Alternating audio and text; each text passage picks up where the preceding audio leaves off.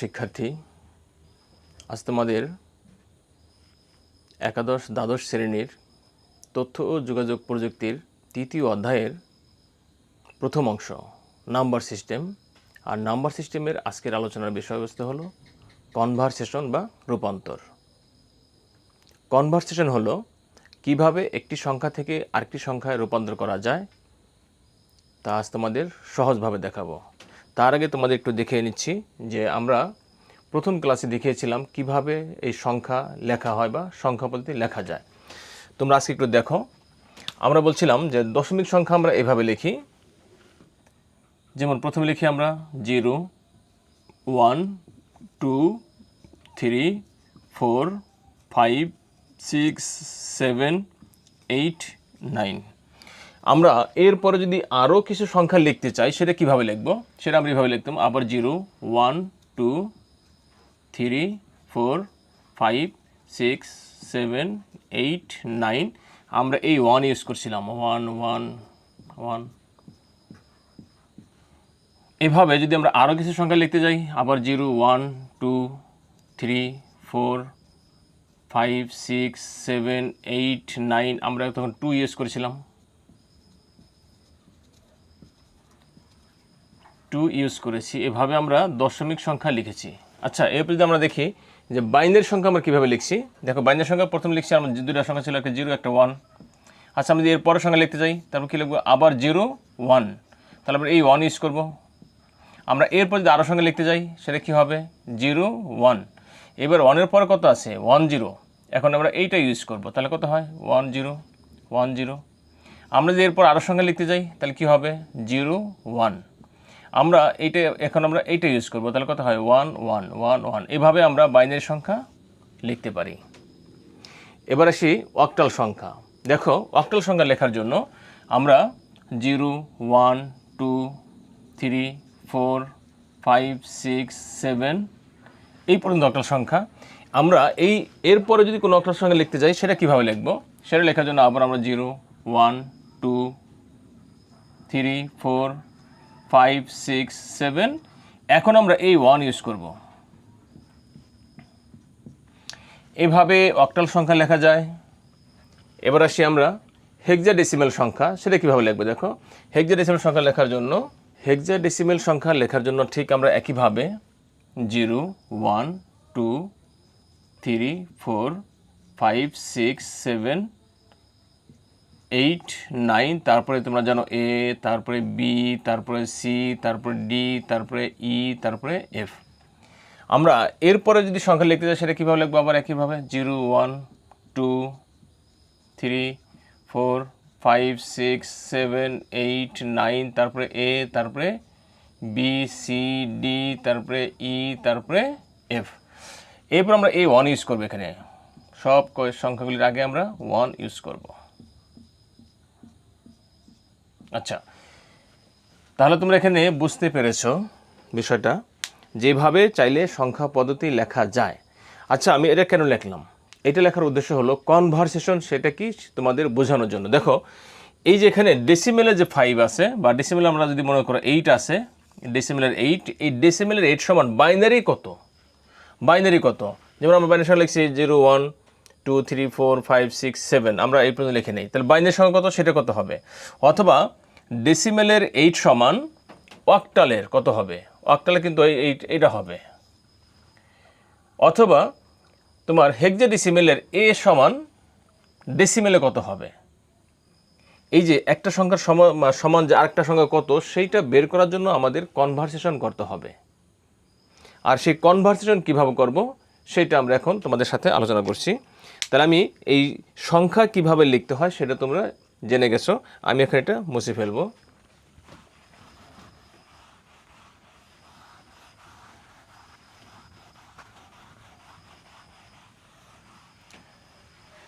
দেখো,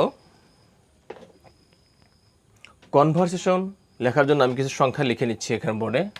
যেমন 1 নাম্বার, ধরো লেখা আছে 67। এই সংখ্যাটা আছে মনে করো ডেসিমেল।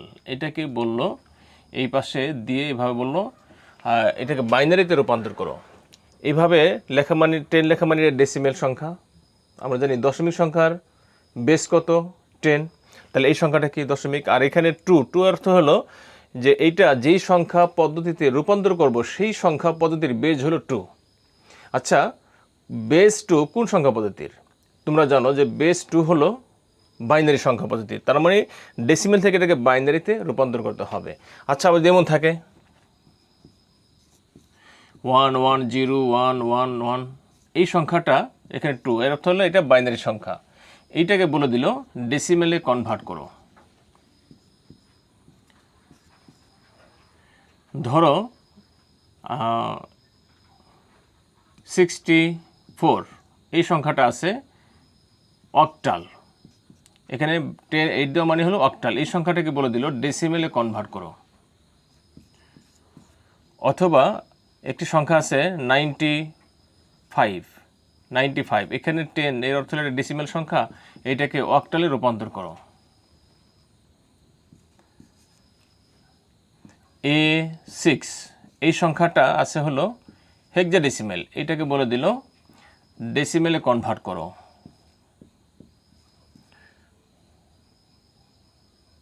87, এই সংখ্যাটা আছে হলো ডেসিমেল বা দশমিক, এইটাকে বলে দিল হেক্সাডেসিমেলে কনভার্ট করো।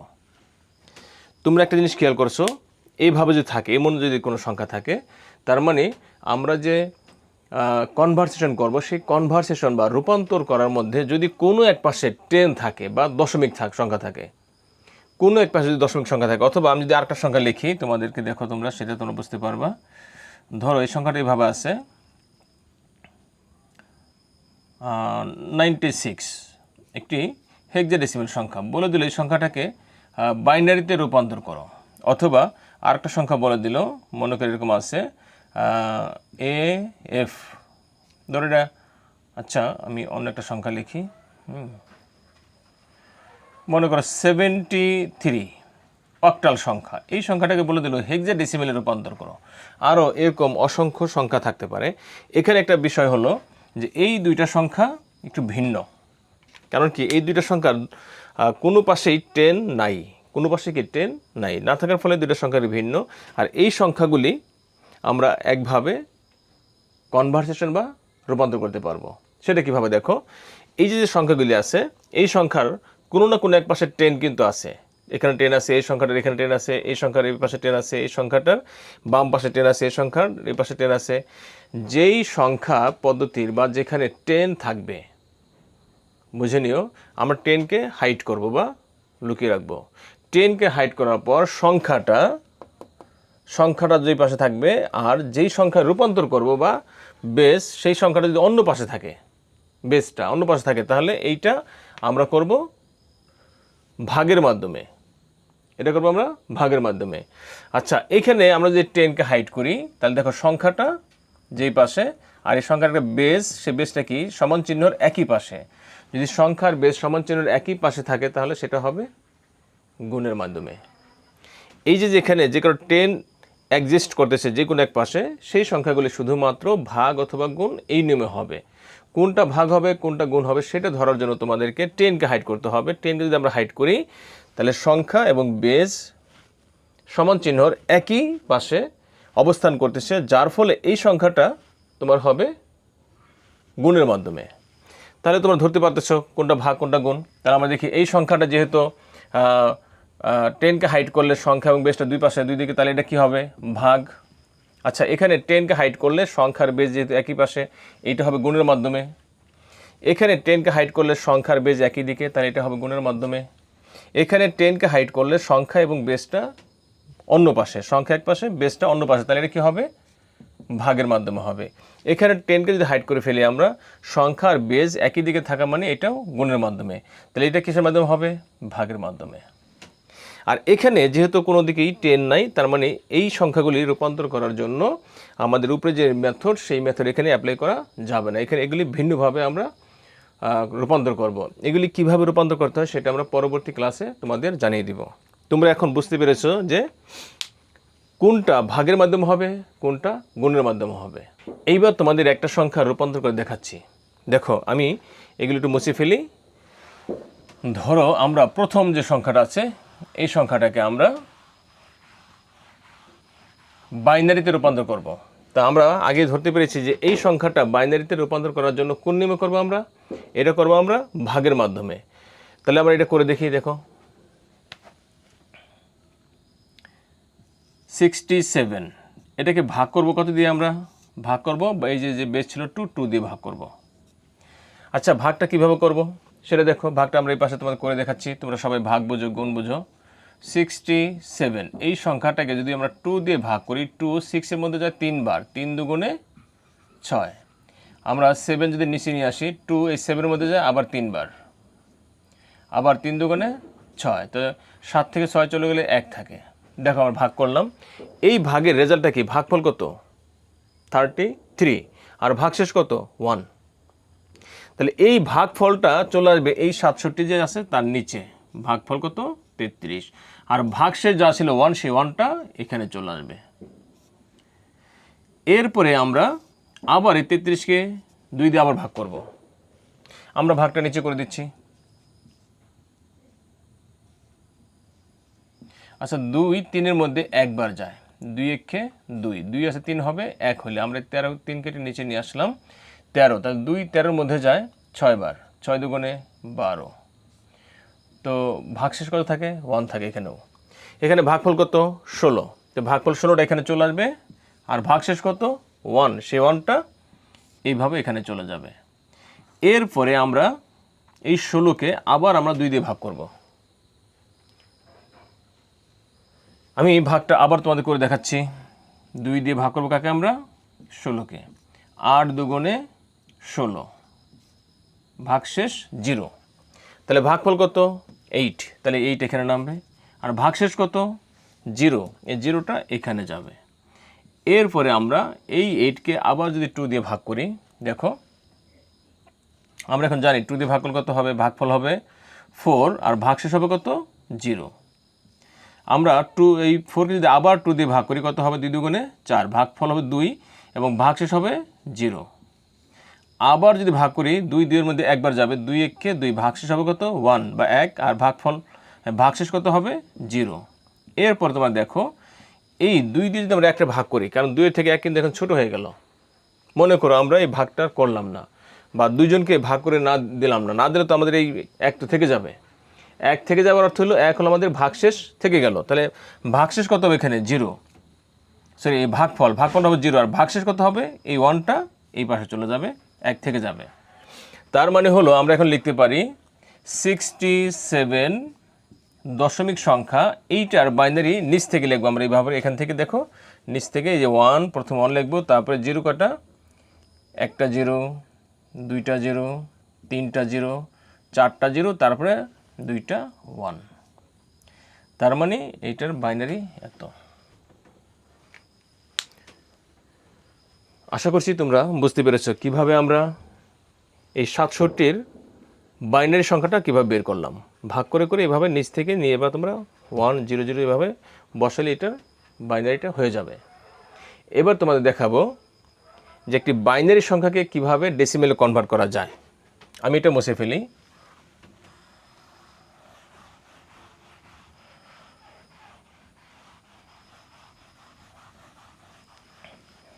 আমি এই সংখ্যাটাকেই তোমাদের করে দেখাচ্ছি, যে এই সংখ্যাটা দেখো কত আছে? 1, 4টা 0, তারপরে ডাবল 1। এই সংখ্যাটা আছে হলো বাইনারি। এইটাকে ডেসিমেলে কনভার্ট করতে বলা হলো, বা দশমিকে রূপান্তর করতে বলা হলো। তাহলে আমরা একটা নিয়ম শিখেছি, সেটা ভাগ বা গুণ। তাহলে আমরা দেখি এই 10কে যদি আমরা হাইড করি, 10কে হাইড করলে তাহলে কী হয়? দেখো 10কে হাইড করলে সংখ্যাটা আর বেসটা একই দিকে থাকছে, সমান চিহ্নের একই দিকে বা একই পাশে আছে। একই পাশে থাকলে সেটা কি হবে? আমরা জানি সেটা গুণ হবে। তাহলে এটা গুণের মাধ্যমে কীভাবে করবো? দেখো, গুণের মাধ্যমে করতে গেলে প্রথমে তোমার কাজ হলো এই যে সংখ্যাগুলি আছে, সংখ্যাগুলির একটি পজিশন সেট করা। তো পজিশন সেট করতে গেলে আমরা ঠিক এই সংখ্যাগুলির ডান দিক থেকে শুরু করবো। ডান দিক থেকে এই যে প্রথম যে সংখ্যাটা আছে, দেখো এই সংখ্যার পজিশন কত আছে? 0-তে। তারপরে এই যে একটা 1 আছে, 1-এর পজিশন কোথায় আছে? 1। তারপরে 0-এর পজিশন কোথায় আছে? 2। এই যে 0-এর পজিশন কোথায়? 3। এই 0-এর পজিশন কোথায়? 4। এই 0-এর পজিশন কোথায়? 5, আর এই 1-এর পজিশন কোথায়? 6। আশা করছি তোমরা এই পজিশনটা বুঝতে পেরেছো, সংখ্যার যে পজিশন। এখন দেখো আমরা কীভাবে গুণের মাধ্যমে করব। এখন আমরা এই যে প্রথম যে 1 ছিল সেই 1টা নিব, এই যে 1 ছিল 1 নিব, এরপরে গুণ চিহ্ন দিব, এবং এই সংখ্যার বেস কত? 2, সেই 2 লিখবে এখানে। এই যে 1 ছিল, এই 1-এর পজিশন কত ছিল? এই 1-এর পজিশন ছিল 6, তার মানে উপরে আমরা 6 লিখব। এরপরে আমরা ব্র্যাকেট দিব, দিয়ে পরবর্তী সংখ্যায় যাওয়ার জন্য আমরা একটা যোগ চিহ্ন দিব, দিয়ে এই 0 লিখব, গুণ ঠিক আবার আগের মতো 2, এবং 0-র পজিশন কোথায়? 5, তা 5 লিখব। যেদের হয়ে গেল, পরবর্তী সংখ্যার জন্য কি আমরা আবার একটা প্লাস চিহ্ন দিব। এবার আমরা এই 0 নিব, 0 গুণ 2, এবং এই 0-র পজিশন কোথায়? 4, উপরে কি দিব? পাওয়ার 4 দিব, যোগ। তার মানে এই 0-র জন্য আবার 0 নিব, গুণ 2, এবং এই 0-র পজিশন কোথায়? 3, যোগ। আমরা আবার এই 0 নিব, গুণ 2, এবং এই 0-র পজিশন 2, এই জন্য পাওয়ার 2 দিব। এবার আমরা 1 নিব, এই যে একটা 1 আছে, এই 1 ইন্টু 2, এবং এই 1-এর পজিশন 1-এ আছে, এই জন্য পাওয়ার দিব কত? আমরা 1। এরপরে আমি একটু নিচে লিখি যেহেতু দেখা যাচ্ছে না। এরপর আমরা এই 1-এর জন্য আবার 1 নিব, এরপর ইন্টু 2, এবং এই যে 1 প্রথম 1 ছিল সেই 1-এর পজিশন কোথায় ছিল? 0, এই জন্য আবার পাওয়ার দেব কত? 0। এখন দেখো প্রথম যে 1 ছিল আর 2 পাওয়ার 6, এই 2 পাওয়ার 6 মানে কত? এই 2 পাওয়ার 6 মানে কত আমি সেটা নিচে তোমাদের দেখাচ্ছি। 2 পাওয়ার 6 এর অর্থ হলো 2 6 বার। 2 6 বার। অনেকেই বলে ফেলে যে স্যার 2 পাওয়ার 6 মানে হলো 12, মানে 6 দুগুণে 12। আসলে কিন্তু 6 দুগুণে 12 না, 2 পাওয়ার 6 হলো 2 6 বার। দেখো 2 2 বার, 3 বার, 4 বার, 5 বার, 6 বার, মানে 6টা 2 হবে। কি হবে? 6টা 2 হবে।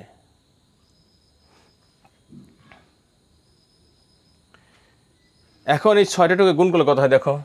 2 দুগুণে 4, 4 দুগুণে 8, 8 দুগুণে 16, 16 দুগুণে 32, 32 32 64। তাহলে 2 পাওয়ার 6 মানে 64। সেই 64কে আমরা যদি 1 বা 1 দিয়ে গুণ করি তাহলে কত হয়?